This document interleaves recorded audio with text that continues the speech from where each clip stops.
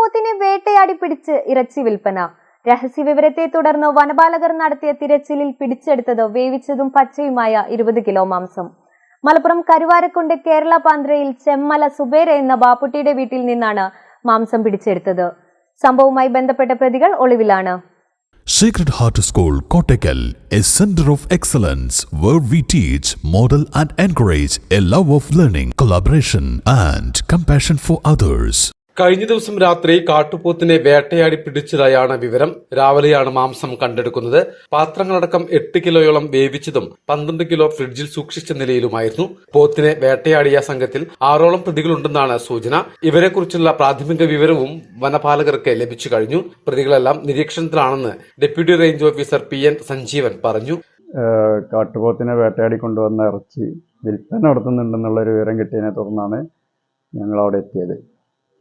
അപ്പോൾ വിൽക്കണ ആള് സ്ഥലത്തില്ലായിരുന്നു. പക്ഷെ അയാളെ വീട്ടിൽ നിന്നും ചെമ്മല ബാപ്പുട്ടി എന്ന് പറയുന്ന സുബൈർ, അയാളുടെ വീട്ടിൽ നിന്ന് ഞങ്ങൾക്ക് 20 കിലോയോളം കാട്ടിറച്ചി കിട്ടി. അത് കാട്ടുപോത്തിൻ്റെ ഇറച്ചി തന്നെയാണെന്നുള്ളതാണ് മനസ്സിലാകുന്നത്. ബാക്കി പ്രതികളെല്ലാം ലിസ്റ്റ് ഔട്ട് ചെയ്തിട്ടുണ്ട്. മിക്കവാറും 2 ദിവസം കൊണ്ട് തന്നെ എല്ലാവരെയും അറസ്റ്റ് ചെയ്യും.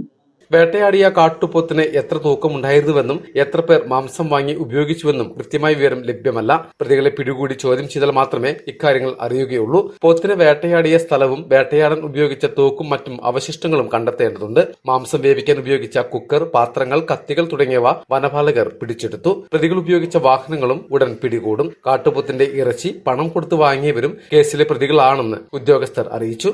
വനം വകുപ്പ് ഉദ്യോഗസ്ഥരായ AN Abhilash, BA Vinod, T Sajeevan, K Aswathy എന്നിവരാണ് അന്വേഷണ സംഘത്തിലുണ്ടായിരുന്നത്. പിടിച്ചെടുത്ത മാംസം മഞ്ചേരി വനം കോടതിയിൽ ഹാജരാക്കി.